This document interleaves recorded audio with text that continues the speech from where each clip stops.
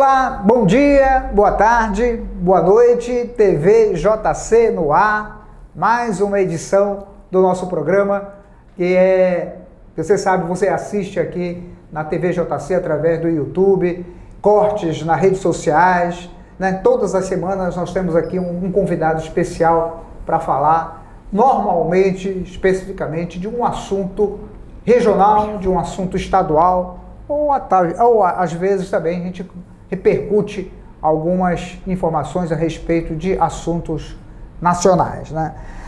Neste dia, convidamos para falar de uma questão que teve muita repercussão algumas semanas atrás, que foi a questão, inclusive, levantada pelo Ministério Público Federal através de uma carta de recomendação para a Alcoa, tá? Que é a mineradora internacional, uma mineradora dos Estados Unidos, né? Que tem uma mina que, vamos dizer assim, faz a mineração de bauxita na cidade de Juruti. Mas eles estavam falando não de bauxita, não de produção, que de alguma maneira tem a ver com produção da bauxita, mas estava falando especificamente sobre dragagem do rio Amazonas, né? O Ministério Público Federal fez sérias acusações contra a Alcoa e nós fizemos uma reportagem muito legal, interessante, que descortina o trabalho da Alcoa. E uma das pessoas que tem conhecimento científico, que está acompanhando de perto essa situação, é o professor da UFOPA, Everaldo Portela, sociólogo aqui de Santarém, trabalha há mais de 30 anos na UFOPA, e ele tem acompanhado esse processo junto aos ribeirinhos, junto com as pessoas que de alguma forma estão sendo prejudicadas pela ação da Alcoa. Tá? Everaldo, muito obrigado pela tua participação. E esse assunto parece que tomou uma dimensão maior, porque com essa recomendação feita pelo Ministério Público Federal, se viu muitas coisas que a Alcoa propagava que na verdade não é. O que tem de interessante e o que tu aplaude nessa iniciativa do Ministério Público Federal de mandar essa recomendação sob pena de, se não cumprir, ele entrar com um processo contra a mineradora? Muito bem, primeiro eu quero cumprimentar seus telespectadores, parabenizá-lo pelas reportagens que você tem feito nas mídias sociais sobre o assunto, reportagens muito autênticas, muito imparciais e muito coerentes. De fato, a recomendação, ela até nos pegou de surpresa. A gente tem acompanhado os estudos desde o início da dragagem. Foi feita uma dragagem em 2023, outra em 2024 e agora em 2025. E por conta desse trabalho de dragagem, a empresa teve que fazer estudos, que a gente chama de relatórios de controle ambiental. Então ela fez os seus estudos para justificar a dragagem, né? E por conta de um acordo firmado entre os Ministérios Públicos, a Alcoa e os comunitários da região de Várzea de Juruti, que estavam sendo afetados, que iriam ser afetados pela dragagem, foi montada uma equipe de estudos técnicos, multidisciplinar, formada por sociólogos, engenheiros de pesca, biólogos da área do meio físico e biólogos da área do meio biótico, para fazer análise crítica dos estudos da Alcoa, né? E quando nós pegamos e analisamos o estudo, nós percebemos várias falhas, várias fragilidades, várias inconsistências no estudo apresentado pela Alcoa, que embasou a autorização de licença emitida pela SEMAS, né? E essa nossa crítica, essas nossas análises repercutiu, chegou ao conhecimento do Ministério Público Estadual, do Ministério Público Federal, que se preocupou com a questão e botou a sua equipe também para averiguar, né? Tanto olhar o lado dos técnicos que fizeram o serviço do estudo a pedido da Alcoa, quanto a analisar também as nossas considerações críticas a esses relatórios. E, para nossa surpresa, o Ministério Público fez uma recomendação muito coerente, de uma certa forma, confirmando, ratificando todas as observações críticas que nós tínhamos identificado nos procedimentos da Alcoa. Agora, uma coisa que me saltou aos olhos. Essa dragagem, em algum momento, lá no primeiro momento lá, né, ela era necessária?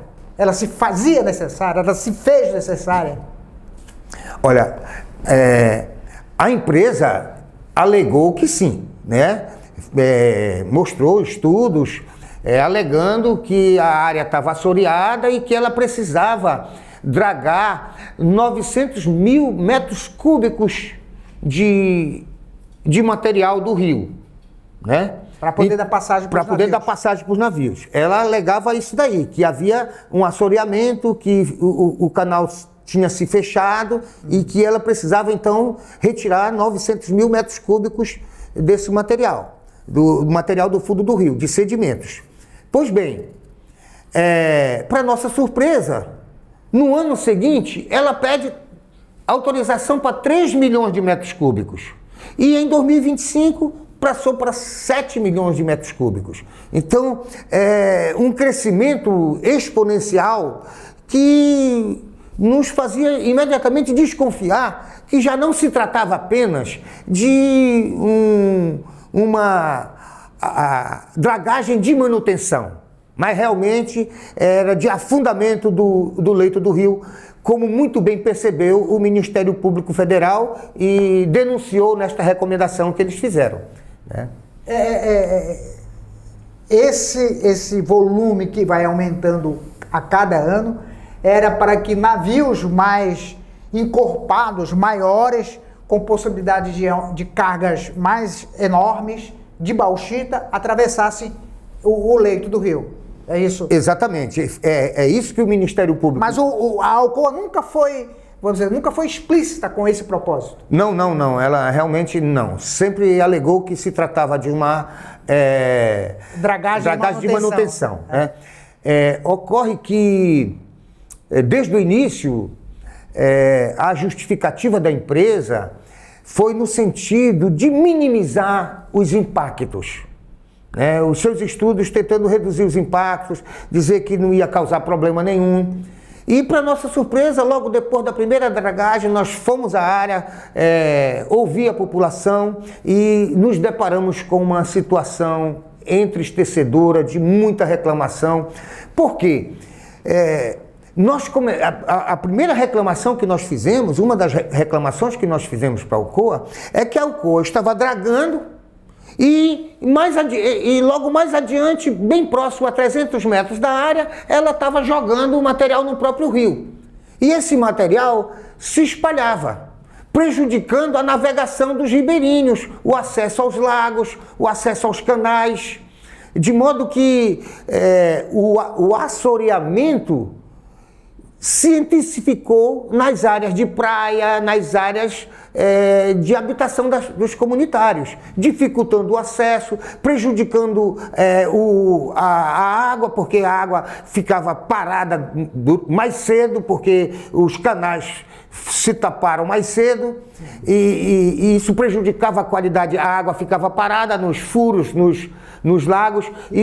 Isso já na primeira dragagem?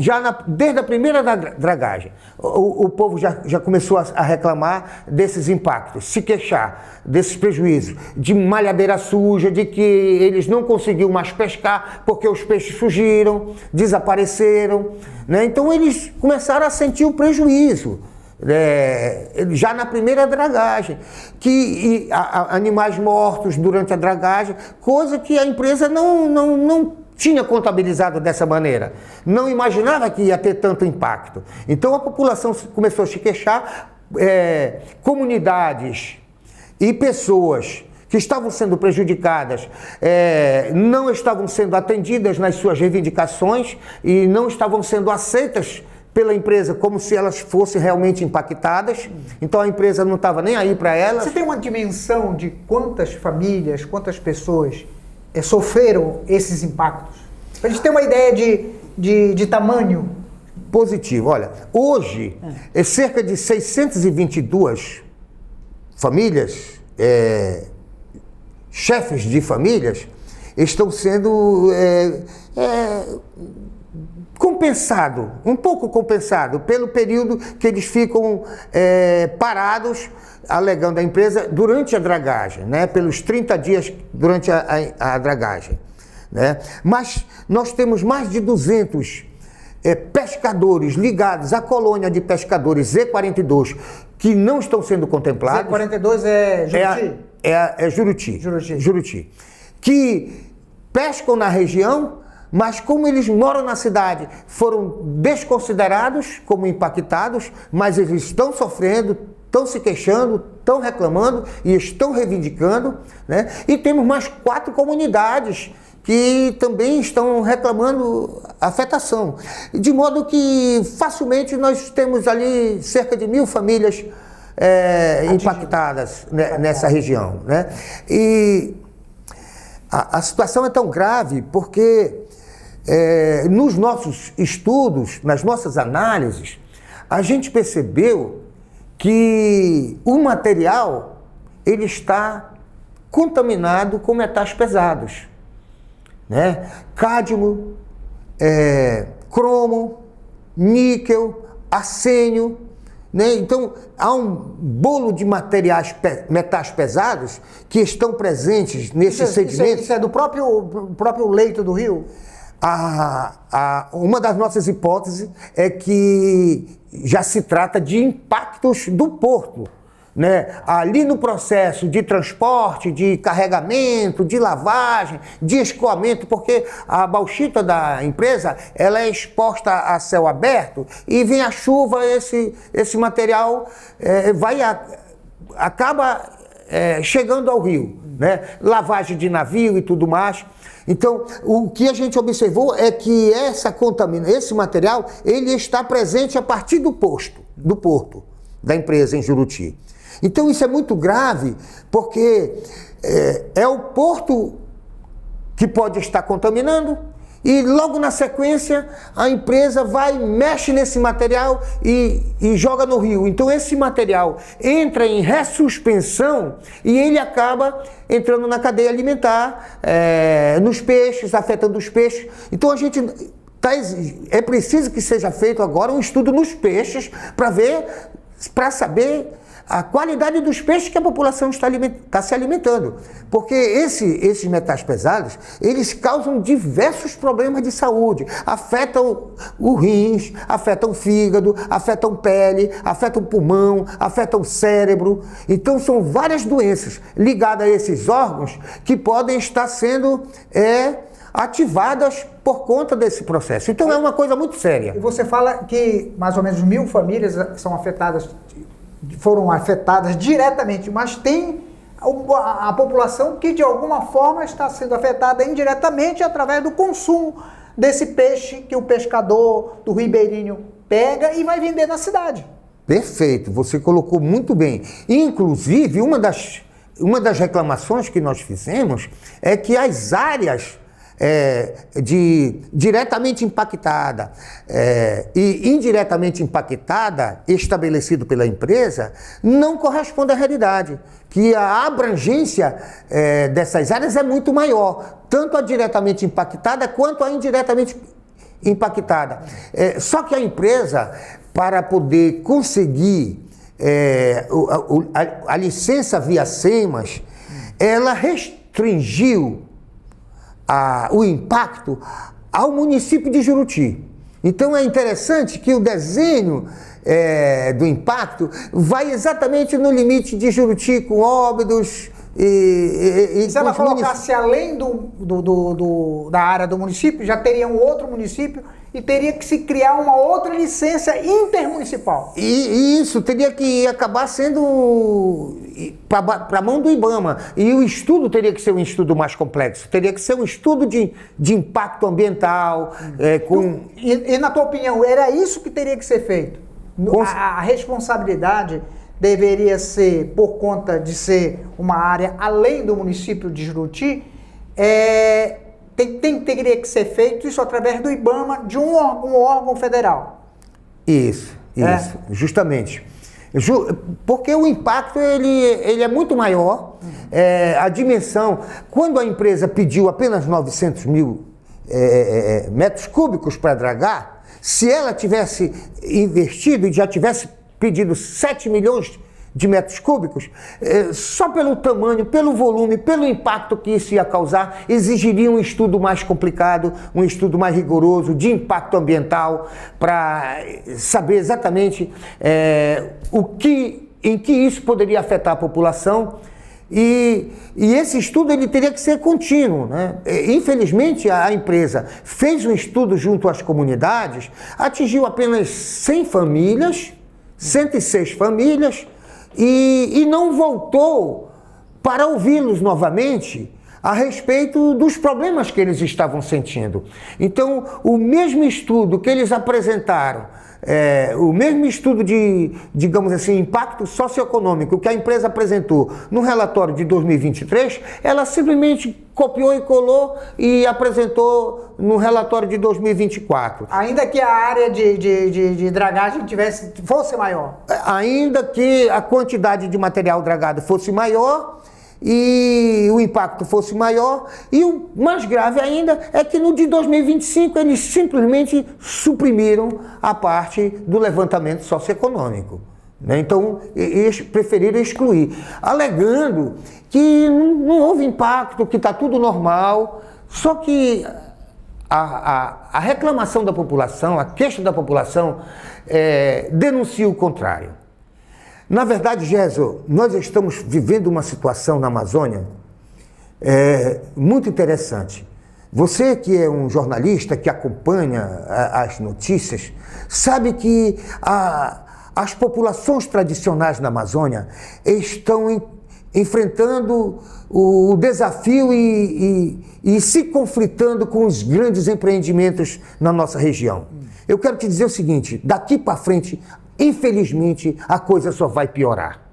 Os conflitos só vão aumentar, sabe? Eu confesso, eu não tenho ilusão, não vejo perspectiva de a gente resolver o problema se nós não encontrarmos uma solução para a nossa economia na Amazônia. Porque o que está sendo programado para nós aqui na região é a intensificação da exploração mineral e do desmatamento em função dos planos de crescimento da safra agrícola, de soja e milho na nossa região. Toda a margem esquerda do Tapajós, desde quando o Tapajós entra no estado do Pará e chega no Amazonas, está programada para se tornar uma grande área de expansão da soja.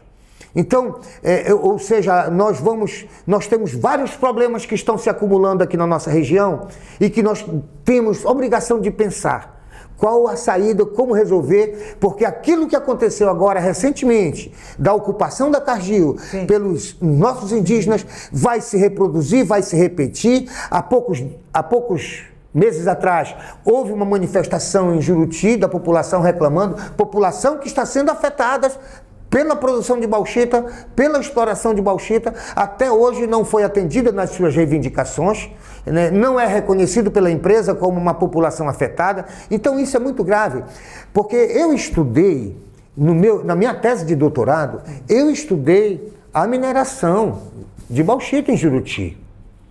E eu rodei toda a mina da Alcoa,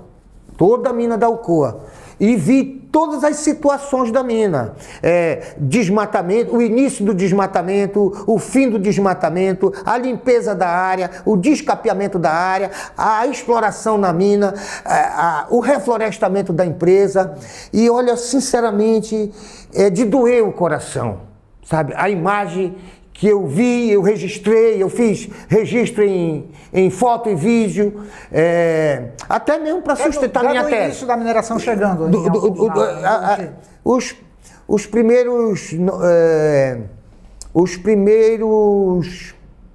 7 anos de mineração eu estudei, né? É impressionante a quantidade de material orgânico, de raízes, galhos, tudo é soterrado, tudo é jogado, sabe? Toda galhada, um material que poderia ser aproveitado economicamente, é tudo soterrado.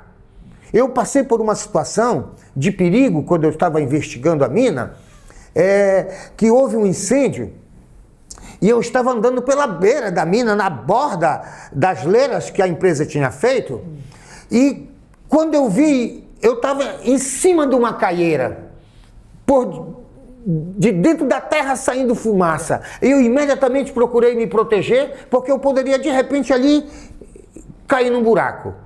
Ou seja, eles fizeram, então, uma boa parte da área explorada virou local de deposição das galhadas. E de tal maneira que a área explorada, minerada, ela está virando uma bomba relógio para aquela população, porque ela, primeiro que eles não recuperam a área dentro do nível, sabe? Então é buraco, é serra, não há um nivelamento. Então fica difícil para a agricultura. Com essa fragilidade do material que é jogado, fica difícil para a construção civil, para as pessoas morarem, né? E o pedregulho, a laterita que deveria ter ficado lá no fundo, ela fica exposta a céu aberto, ou seja, fica ruim para a produção, até mesmo para a própria floresta voltar com o mesmo vigor que tinha antes, né? Então, como a área está muito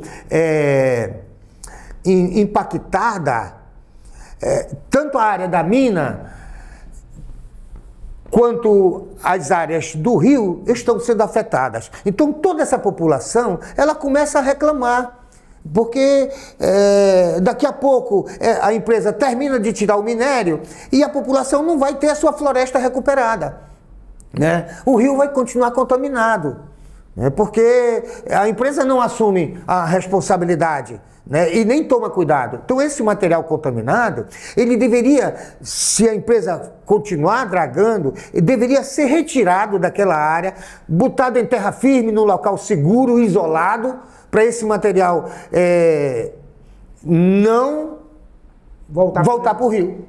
Não voltar para o rio, né? Então nós estamos diante desse desafio de encontrar soluções, sabe? Agora, para isso, a empresa, ela precisa admitir que algo está errado. Ela tem dito, né, inclusive, eu pedi uma resposta dele, pedi um contraponto deles, né? Eles disseram que todos os estudos foram baseados num estudo, inclusive citaram a USP, a Universidade de São Paulo, embasando o relatório deles, embasando a licença deles. Aí eu te pergunto, o Ministério Público Federal, eu acho que ao fazer a recomendação, eles vão conseguir atender essas recomendações feitas, essas reivindicações feitas pelo Ministério Público? A mineradora, no caso? Se ela vai conseguir atender. Olha, é possível atender. O que o Ministério Público fez foi colocar mais dificuldade no sentido de dizer, olha, façam certo, façam os procedimentos corretos, façam os estudos de impacto ambiental, que é obrigatório nessas situações, né? Então, a partir de um estudo mais sério, mais aprofundado, mais detalhado, nós vamos realmente identificar a dimensão do problema e imaginar ações mitigadoras e até forma de solucionar determinadas questões, evitar determinados impactos, né? Então, a recomendação do Ministério Público tem essa virtude de dizer, chamar a atenção das SEMAS, olha, vocês parem de autorizar, não pode mais acontecer a dragagem como vinha acontecendo, né? É preciso ouvir as populações tradicionais, porque eles estão sendo impactados, a Alcoa reconhece que eles estão sendo impactados, e não foi feita uma consulta prévia. Então, isso é uma coisa muito importante, a questão da consulta prévia, porque aquela consulta que você faz um encontro, o povo reclama, fala, e depois não adianta nada, também não resolve. Então, inclusive, o modelo de consulta prévia tem que ser repensado. Sabe? Porque se a população, no final disser, não queremos, a empresa, o governo, as autoridades, tem que aceitar, né? Tem que aceitar, porque senão isso não é consulta, né? O povo não adianta eu consultar e não te atender né? E continuar prejudicando a população, né? Então esse é um problema que nos coloca diante de uma questão que pode modificar vários procedimentos na nossa região. Por exemplo, a reação dos nossos indígenas aqui na Cargill, que impediu a privatização do rio. Com essa ação, com essa conquista, nós estamos impedindo que outros rios sejam privatizados. Porque é um absurdo você querer privatizar um rio que sempre foi de livre acesso, que sempre foi de domínio público. E tu sabes que no Brasil, Géso, depois que privatiza, não volta mais para o patrimônio coletivo, para o patrimônio da nação. Fica privatizado eternamente. Então, são lutas que o nosso povo está fazendo, que a nossa sociedade tem que entender, porque o povo, quando reclama, não reclama à toa. Reclama porque nós não podemos deixar que o interesse econômico do grande capital, das grandes empresas, prejudique a economia tradicional do nosso povo. Isso é inaceitável, sabe? O mais importante para nós é que o nosso povo continue tendo as condições dignas de sobreviver, plantando, colhendo, extraindo, de forma sustentável, como tem feito há mais de milhares de anos, né? Porque os povos tradicionais da nossa região, nós que somos filhos daqui sabemos muito bem que são populações milenares, né? E se nós temos floresta até hoje, é porque eles viveram nessa floresta, se reproduziram nessa floresta e mantiveram a floresta viva em pé durante esses milhares de anos todos, né? E de repente nós, em 50 anos, já derrubamos mais floresta do que desde a chegada dos colonizadores aqui na Amazônia há 410 anos atrás. Então, é uma situação muito grave, porque nós estamos diante de um quadro onde a tendência é a intensificação do desmatamento e o desaparecimento da Amazônia. E o povo precisa, como você fala, a população, as populações tradicionais precisam se contrapor, né? Fazer como os indígenas fizeram aqui, chamar a atenção não só das autoridades locais, regionais, chamar a atenção da nação, chamar a atenção do planeta para a questão da Amazônia, como você fala aí. É preocupante e é de colocar abaixo a floresta. A decisão, vamos dizer assim, o arranjo internacional por trás disso, que você falou, e do Arco Norte aí, é para transformar isso numa grande fábrica de soja, de extração de bauxita, né, para transformar isso em commodities para o mercado internacional. De produção e escoamento de produtos que não é para a nossa alimentação, a alimentação do povo da Amazônia. Géso, na minha tese de mestrado, eu estudei economia madeireira e no meu doutorado estudei a mineração. No período da economia madeireira, olha, nós tivemos um período na Amazônia que nós tínhamos caldeiras na beirada dos rios, nas cabeceiras, para produzir o óleo do linalol extraído do pau-rosa. E essas caldeiras, aonde tinha essas caldeiras, eles saíam arrancando a Aníba roseadora, o pau-rosa, e trituravam e jogavam na caldeira para produzir o óleo. Depois que eles acabaram com os pau-rosa, é que foram fazer a pesquisa e descobrir que a maior concentração da substância estava na folha. Então, se em vez de terem arrancado a árvore, a gente tivesse podado, sabe? Nós estaríamos até hoje produzindo, aquelas caldeiras teriam virado fábricas, indústrias de cosméticos, de medicamentos no interior da Amazônia. E nós estaríamos ganhando dinheiro com a floresta em pé. Então, qual é o nosso problema hoje?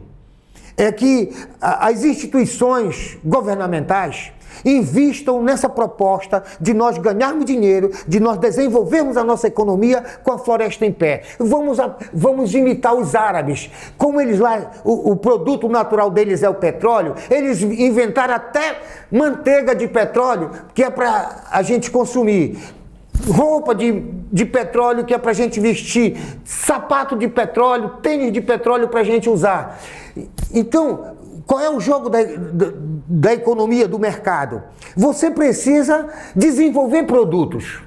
E nós estamos perdendo chance na Amazônia, porque nós poderíamos ser o centro da maior indústria farmacêutica mundial, com produtos eficazes para curar todas as doenças. Todas as doenças. Sabe, nós temos uma copaíba preta que já está desaparecida da floresta, mas ela era poderosíssima, a copaíba preta. Ninguém encontra mais uma árvore de copaíba preta, a preta, que ela é a copaíba mais forte para o câncer. Então, nós estamos, a nossa ignorância e, junto com a ambição, estamos destruindo as possibilidades de um bom futuro para nós na Amazônia, sabe? Porque a nossa biodiversidade está indo embora. Tanto a biodiversidade animal quanto a biodiversidade vegetal. E você sabe que tem animais que também têm substâncias curativas. Então a fitoterapia da Amazônia poderia estar mais desenvolvida, sabe? Então isso precisa de pesquisa. Então nós temos que pesquisar maneiras de valorizar a nossa floresta em pé, porque ela está indo embora. No meu estudo, eu cheguei à seguinte conclusão. No início da colonização na Amazônia, a gente exportava as drogas do sertão, que eram os frutos da floresta, tanto animal quanto vegetal. Depois, passamos pela castanha, passamos pela borracha. A borracha era a seiva da floresta. Vamos dizer assim, o sangue da árvore. Ganhamos dinheiro com o sangue das árvores, com a seiva da floresta. Agora, Jesus, é a própria floresta que está indo embora.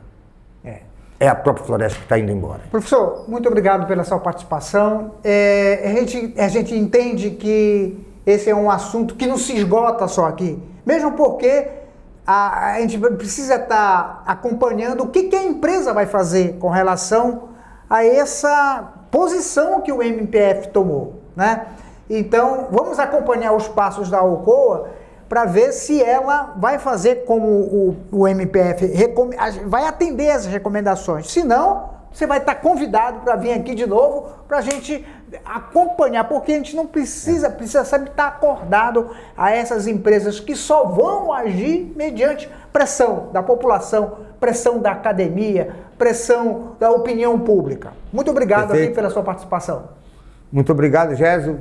Quero também parabenizar pelo seu trabalho de trazer à baila assuntos tão importantes, necessários para o mundo e para nós, filhos, povo da Amazônia. Muito obrigado. Obrigado você pela audiência, obrigado você pela participação. Não esqueça que todas as semanas nós temos um convidado para falar de alguma coisa da Amazônia, do Pará, do Brasil, de uma maneira geral. Nos acompanhe e até a próxima semana. Tchau!